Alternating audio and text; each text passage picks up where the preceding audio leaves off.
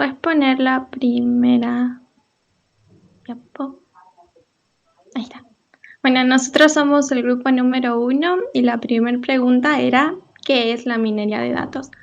Bueno, formalmente la minería de datos es un proceso de descubrimiento de nuevas y significativas relaciones, patrones y tendencias al examinar grandes cantidades de datos que a simple vista o mediante otros tipos de análisis no se pueden deducir, ya que tradicionalmente consumiría demasiado tiempo o estaría fuera de nuestras expectativas. Según Microsoft, en la minería de datos se utiliza el análisis matemático para predecir y descubrir comportamientos y tendencias. Bueno, ahí tenemos el gráfico que es justamente predicción automática de comportamientos, de tendencias y descubrimiento de comportamientos. Después, no sé si los chicos quieren que yo dé también la segunda. Sí, sí, sí. Bueno, la segunda pregunta era en qué consistía y después el tema de los beneficios en lo que vendría a ser el área de ventas de una empresa. Bueno, básicamente la minería de datos consiste en la aplicación de métodos de aprendizaje automático y otros métodos de inteligencia artificial para descubrir de forma automática patrones interesantes y regularidades importantes presentes en grandes bases de datos. A partir de esto se genera un modelo descriptivo o bien predictivo que será de apoyo para la toma de decisiones en una organización. Los beneficios que otorga la minería de datos pueden ser varios, pero en general nosotros decidimos mencionar tres. El primero es que brinda soporte para analizar y extraer conocimientos ocultos y predecibles que facilitan la implementación y monitoreo de las decisiones operacionales. Después decimos que permite inferir comportamientos, modelos, relaciones y estimaciones para el desarrollo de predicciones sin contar con un patrón o una regla preestablecida. Y por último, podemos mencionar que da respuestas a preguntas estratégicas, como por ejemplo, si estamos hablando del área de ventas, ¿cuáles productos de tal marca y clases serán más vendidos en determinada zona en el próximo semestre y por qué? Bueno, esas serían las primeras dos preguntas que armamos. Bueno, sí, Gabriela. Gabriela.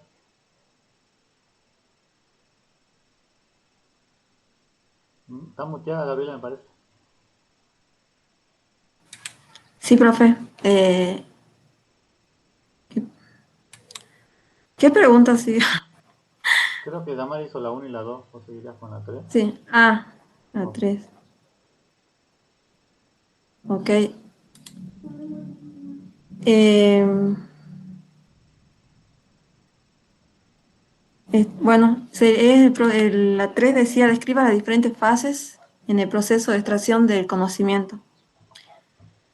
La extracción de conocimiento consiste en identificar los patrones en un conjunto de datos de gran tamaño con el objetivo de asistir en la resolución de alguna problemática o la toma de decisiones. Este proceso está formado por las siguientes fases. La definición del problema y los objetivos. En esta fase se pretende mejorar la comprensión del problema para el cual se lleva a cabo el análisis, además de determinar los objetivos que se pretenden cumplir con dicho análisis. La selección de la limpieza, procesamiento y transformación vendría a ser la segunda fase. En este,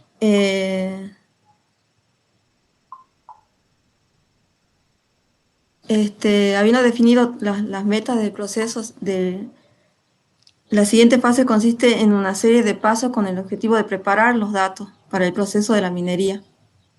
El primero de estos procesos es la selección, en la cual se aplican distintas técnicas para crear un conjunto de datos objetivos, seleccionando todo el conjunto de datos o una muestra que represente a sobre el cual se realiza el proceso de descubrimiento.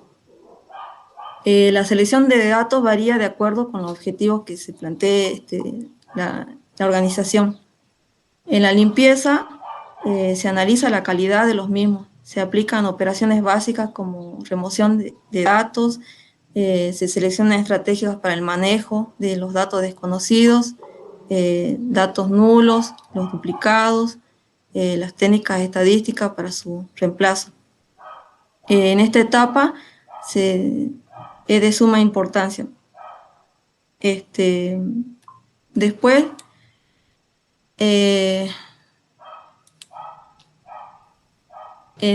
finalmente también tenemos la transformación, que se llama reducción. En ella se intenta reducir el tamaño del conjunto de datos donde se aplicará la minería de datos. Esta reducción también va a depender del objetivo del análisis. Después viene la fase 3, la fase 3, la minería de datos. El objetivo de esta etapa es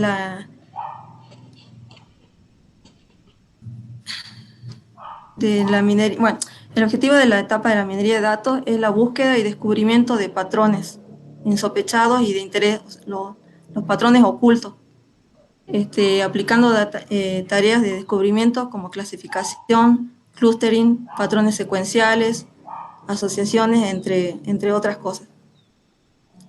Al elegir un algoritmo de minería de datos, se incluye la selección de los métodos para aplicar en la búsqueda de patrones en los datos, así como la decisión sobre los métodos y los parámetros más apropiados, dependiendo de los tipos de datos categóricos, numéricos, que se van a utilizar. Después, en la etapa 4, en la fase 4, el análisis, evaluación e interpretación de los resultados del modelo generado. En esta fase se interpretan los patrones descubiertos y se retoma a etapas, es probable que se retome a etapas anteriores para posteriores iteraciones. Se puede incluir la visualización de los patrones extraídos, remoción de los patrones redundantes o irrelevantes, y la traducción de los patrones útiles en términos que sean entendibles para el usuario. Y en la última fase, uso y difusión de los datos contenidos. Por último, obtenido el conjunto de datos que cumplan con los objetivos del análisis, pueden ser aplicados en el proceso de la toma de decisiones que los requieran o presenten para su uso en el medio que se considere conveniente. Ese sería todo el punto 3, profe. ¿Seguís vos, Martín? No sé si quiere que sigamos. No, que siga Martín. Martín Collante. Pucha, que esta parte justo la daba Sergio, profe. ¿Cómo? No habíamos dividido de otra forma los temas. La etapa del ciclo de vida. No, porque ¿Quiere que lo dé yo? sí, dalo nomás, Sergio, porque... Sí, no, salió. Bien, bueno, la pregunta era sobre el ciclo de vida de la minería de datos. Nosotros tuvimos en cuenta la metodología CRIPS-DM, que, bueno, es una metodología estándar desarrollada para la construcción de proyectos de minería de datos. Y esta consiste en 6 fases o 6 etapas. La primera fase, que sería la parte de comprensión del negocio, es la fase inicial, en donde se realiza una identificación de las expectativas y requisitos, y así permiten tener una visión general, digamos, del problema, y también realizar un plan preliminar, el cual pueda dar solución y alcanzar el objetivo planteado. La siguiente etapa sería la comprensión de los datos, en donde se realiza una recolección de los datos, lo cual permite establecer un contacto inicial, digamos, con el problema. En esta etapa también se tienen en cuenta, digamos, los datos de fuentes externas, y tiene como finalidad, digamos, evitar problemas inesperados que se puedan producir en la preparación de los datos. En la siguiente fase, que es la preparación de los datos, se llevan a cabo todas las tareas de limpieza, selección y transformación con el objetivo de construir ya un conjunto final de datos para ser utilizados con la herramienta, digamos, de la minería de datos. Luego sigue la fase de modelado, que acá se realiza la selección de las diferentes técnicas de minería de datos que se apropian, digamos, al problema y que, en fin, permiten alcanzar, digamos, el objetivo del proceso de minería de datos. Acá hay que tener en cuenta que algunas técnicas necesitan, digamos, requerimientos específicos sobre el formato, digamos, de cómo son los datos, que podrían llevarnos de vuelta, digamos, a la fase anterior, que sería la preparación de los datos. Luego sigue la evaluación, que lo que se realiza acá es evaluar, digamos, los modelos, teniendo en cuenta los criterios del éxito del problema. También se realiza la documentación y la presentación de los resultados, o sea, de los resultados y del conocimiento, digamos, que se obtuvo. Y por último, el despliegue o implementación, que se trata de explotar, digamos, el potencial de los modelos que hicimos e integrarlo a los procesos de la toma de decisiones de parte de la organización y difundir también, digamos, los informes, digamos, los conocimientos que se obtuvieron. Y bueno, y así finalizaría, digamos, la última fase de despliegue e implementación. ¿Y vos, Martín? Y yo daría la diferencia entre un especialista en minería de datos y ciencia de datos. Una de las primeras diferencias es que generalmente los especialistas en minería de datos tienden a trabajar solo, mientras que los especialistas en ciencia de datos tienden a trabajar como equipo de especialistas. Por otro lado, los especialistas en minería de datos generalmente trabajan con conjuntos de datos estructurados, mientras que en la ciencia de datos se puede trabajar con datos estructurados, semiestructurados o directamente que no estén estructurados. En lo que se refiere a la calidad de los datos, generalmente en la minería de datos se eligen los datos más útiles y verifica mucho la calidad de los mismos, mientras que en la ciencia de datos es necesario recopilar los datos y verificar su calidad. Por otra parte, en la prueba de hipótesis no se requiere el uso de la prueba de hipótesis para la minería de datos, mientras que sí es necesario para la ciencia de datos, a la hora de buscar respuestas o preguntas particulares. Lo que es la previsión en los especialistas de datos, generalmente se trata de interpretar o predecir o generar predicciones en base a los datos que se tienen, mientras que en la ciencia de datos se intenta sacar conclusiones en base a los datos, se intenta describir los datos. En lo que se refiere a las responsabilidades, la minería de datos, los especialistas en minería de datos trabajan con tres tipos de datos, que son los metadatos, los transaccionales y los no operativos. Mientras que los especialistas en ciencia de datos manejan más cosas como algoritmos o la interpretación de los mismos. Intentan predecir rendimiento y la interpretación de la distribución de frecuencia subyacente para datos continuos. Y en lo que es área de experiencia, generalmente los especialistas en minería de datos trabajan más con herramienta informática, mientras que los especialistas en ciencia de datos trabajan más con matemática y conocimiento de industria y capacidad de comunicación. Y eso más o menos sería para el punto 5. Bueno, el grupo 2.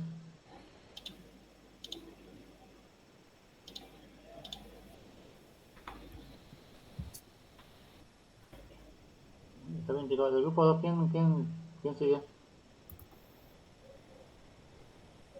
Acá estamos, profe. Acá estamos, profe. Bueno, prendan la cámara y empiecen. Continúen con el punto. No sé en cuál se quedó.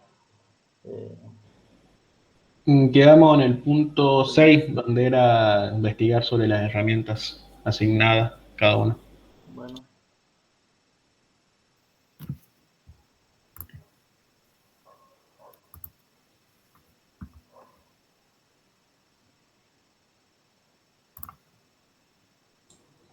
¿Iríamos con el punto 7, profe?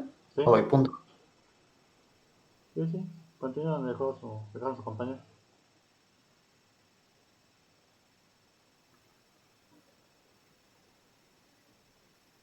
Bien.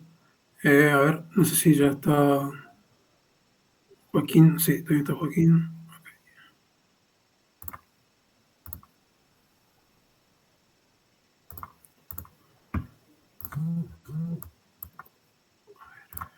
Por fin te conozco, Mara. ¿Cómo estás, profe? Hablamos por teléfono otro día, pero no sé quién era.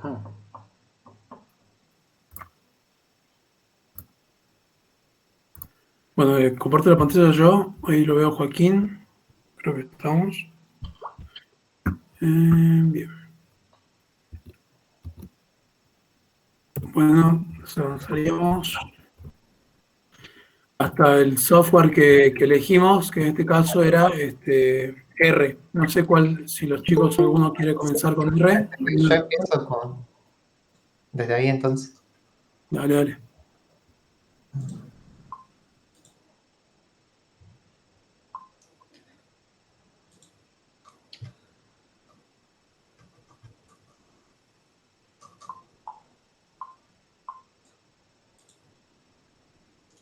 Bueno, profe, en el punto 6 nosotros elegimos la herramienta R. R es un entorno y lenguaje de programación libre que está más que nada enfocado en el análisis estadístico y muy utilizado en la investigación científica. Y esa parte muy popular en los campos de aprendizaje automático y minería de datos. Bueno, R tiene bastantes ventajas, que puede ser que combina todo en un solo programa, todo lo que es necesario para analizar los datos. También incluye modelos lineales y no lineales de estadísticos, lo cual lo hace ideal para el desarrollo de algoritmos de clasificación y de agrupamiento de los datos. Y de esa forma se facilita bastante su interpretación en el futuro. Después, tiene diversos operadores que permiten realizar cálculos con matrices más rápidamente y se incluyen gráficos que permiten el análisis de grandes cantidades de información y también se pueden realizar comparativas, es decir, y automatizar esas comparativas para realizar informes y después gestionarlos más fácilmente con la información de salida o de resultados. También tiene la ventaja de que es compatible con varios lenguajes de programación como C o C++ y también con sistemas operativos Unix, Windows y Mac. Bueno, como ya dijimos, una de sus ventajas también es el uso gratuito. Solo hace falta descargarse el programa desde su web oficial. Y también que se puede usar para todas las fases de análisis de datos, incluyendo la adquisición de los datos, la preparación de esta información, el análisis, la creación de los modelos, ya sean de predicción o de agrupamiento o de clasificación, y bueno, también la elaboración de los informes. Después, en las desventajas, en la siguiente, no soporta gráficos en 3 dimensiones o dinámicos. Esto, como se puede ver ahí un poquito en la imagen de la derecha, los gráficos son algo pobres visualmente si los comparamos con otras aplicaciones o otros programas que tienen para ofrecer gráficos más elaborados o más lindos, si se puede decir. Otra de las desventajas es la poca efectividad y la compatibilidad, ya que existen lenguajes de programación mucho más rápidos que ofrecen una capacidad de respuesta más adecuada. También, otra desventaja es que es complejo de aprender, no es la mejor opción para personas que son novatas, digamos, o que son principiantes. Se necesita un cierto grado avanzado en el conocimiento. Y ya que incluso programadores expertos suelen cometer errores en este lenguaje. También la acumulación de muchos datos en una sola carpeta en la memoria física conlleva a que es necesario realizar de forma periódica un volteo de los datos para evitar el colapso en dispositivos de almacenamiento y que no posee medidas de seguridad, es decir, que es fácil de vulnerar por parte de los ciberdelincuentes. Bueno, después las librerías más usadas para la manipulación de datos en R son dpedir es una librería poderosa para manipular datos y funciona con data frames locales o con tablas de base de datos remotas. Posee simple sintaxis de comandos y es muy precisa. Después tenemos Data Table.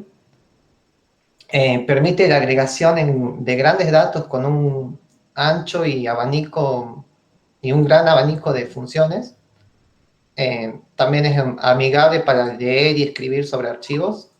Ubridate, que es un grupo de funciones que nos permite trabajar con datos en formatos de fecha o de hora, como bien su nombre lo dice. Y JSON-J, que es un robusto y rápido analizador de objetos JSON. También parseador, que nos sirve también para interactuar con APIs de la web. Y bueno, eso sería con respecto al punto 6. No sé si quiere que sigamos con el 7. Sí, que siga tu compañero, Santiago.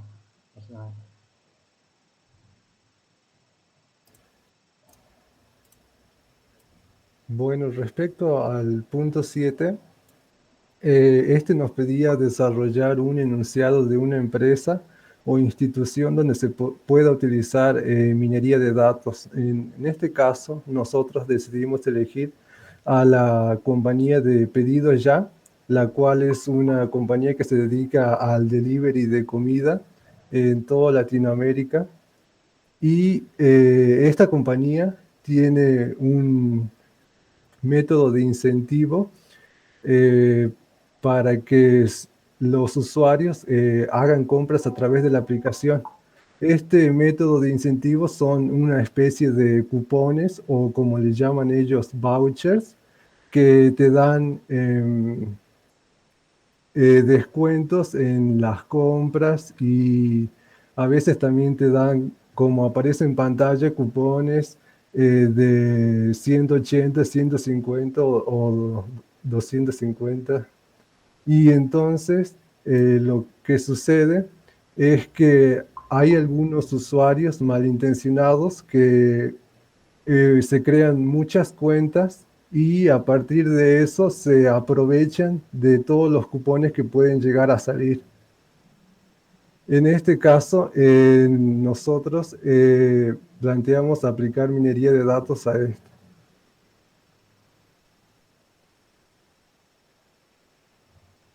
Santiago, ¿seguís? Está muteado, Santiago.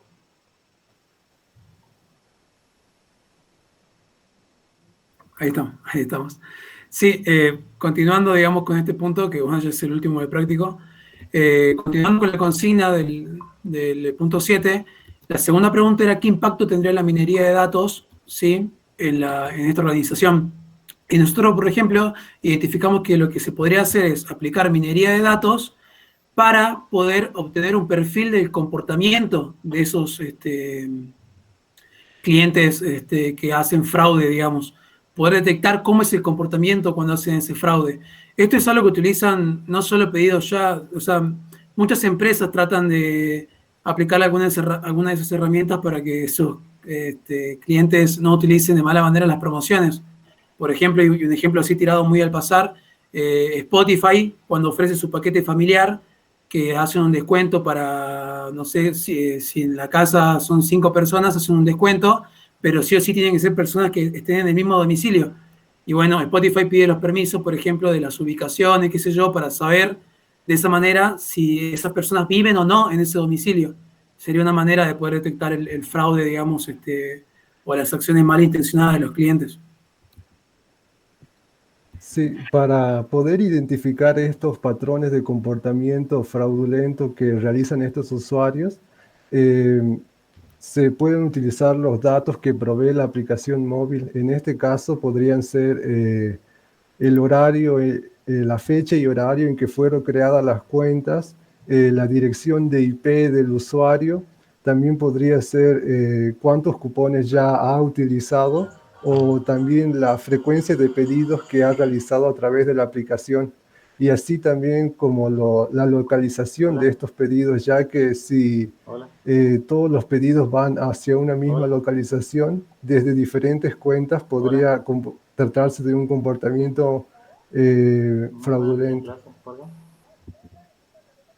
Bien, y como último ítem que preguntaba qué resultados se podrían obtener de todo esto, por ejemplo, se podría tomar una medida que al detectarse comportamiento, digamos, indebido o comportamiento sospechoso, no sé, capaz que por la cantidad de vouchers que va intercambiando, canjeando, por ejemplo, se podría inhabilitar ciertas cuentas o pasar a ciertos usuarios una lista negra para que no puedan seguir creándose cuentas y utilizando de mala manera la aplicación y las promociones. Y bueno, ahí terminaría, digamos, el punto. Bueno, estuvo bien, chicos. El grupo 1, ¿qué herramienta tenía que utilizar o exponer?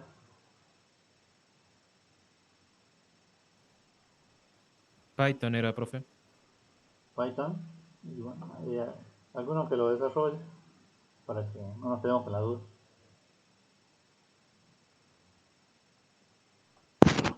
Ya, profe, ¿es necesario que pongamos la diapositiva?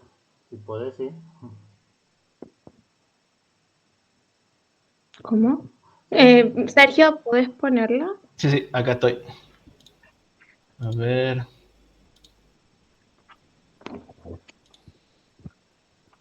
Ahí se ve. Sí.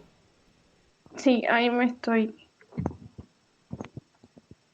poniendo por la cámara. No tengo la cámara en el teléfono. ¿Hace falta que la prenda, profe? No, está bien. Ah, bueno. Bueno, la herramienta fue Python. Python es un lenguaje de programación interpretado, no compilado y uso tipado dinámico. Se trata de un lenguaje de programación multiparadigma, ya que soporta parcialmente la orientación a objetos, la programación imperativa, pero en menor medida la programación funcional. En base a sus características es que también podemos definir algunas de sus ventajas, como por ejemplo que es open source, lo que permitió la creación de una enorme comunidad que permite que el lenguaje obviamente no quede obsoleto y reciba actualizaciones periódicas. Después, que es sencillo de aprender y es un lenguaje ordenado y limpio con una indentación correcta, o sea, permite una indentación correcta en todo el código. También es fácilmente incrustable, sobre todo en programas escritos en C y C++. Y por último, que hay un montón de librerías disponibles para incorporar funcionalidades extras, que bueno, que tuvimos la oportunidad de investigarlas en los algoritmos que elegimos para explicarlos. Después, como desventaja, podemos mencionar que como es un lenguaje interpretado, la ejecución del programa es más lenta, ya que son ejecutados por el intérprete de Python y no por la máquina.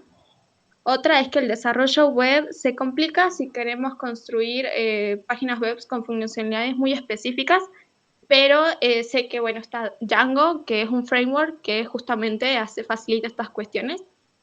Por último, que no todos los servicios de hosting están preparados para soportar aplicaciones Python.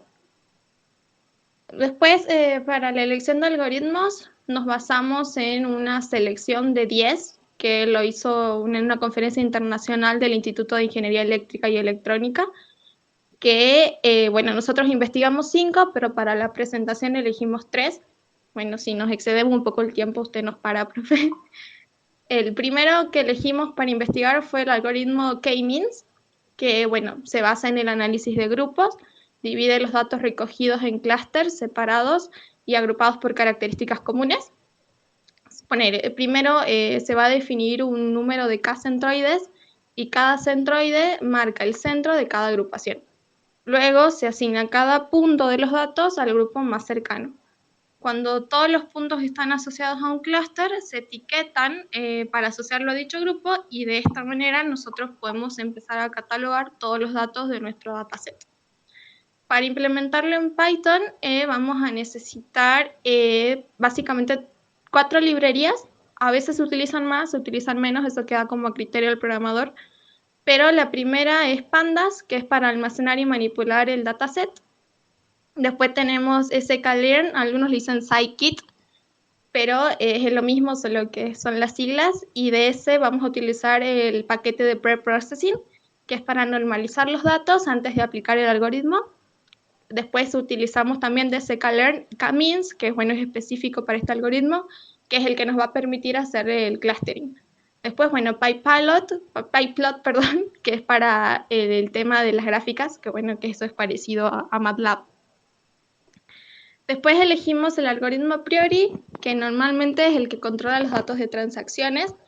Es muy útil para una empresa que se dedica a la compra y venta. Por ejemplo, en una tienda de ropa, el algoritmo podría controlar qué camisas suelen comprar los clientes. Y en este algoritmo hay 3 componentes fundamentales, que después justamente Python incluye una librería específica, que ya la voy a nombrar, pero esos componentes son el apoyo o support, que se refiere a la popularidad que va a tener un artículo. Después tenemos la confianza, que se refiere a la probabilidad de que se compre un artículo B si se compra un artículo A. Y por último, el ascensor o lift, que se refiere al aumento en la razón de venta de B cuando se vende A. Bueno, hay una serie, estuvimos investigando para hacer este algoritmo, que tienen que estar preestablecidas, como por ejemplo un mínimo de apoyo y confianza. Pero en Python todo esto es mucho más sencillo porque existe la librería a priori, que justamente te calcula automáticamente el apoyo, la confianza y el lift para todas las combinaciones posibles de los elementos y que justamente es muy útil para utilizarlo en estos tipos de algoritmos. Bueno, también la librería Pandas para lo mismo, para almacenar y manipular el dataset. Después NumPy para todo lo que son operaciones complejas de matrices y otras estructuras. Y por último PyPlot otra vez para la representación gráfica. Después Bueno, elegimos... hasta ahí nomás, Dalmari. Está bien. Bueno, profe. Bueno, Eso es todo.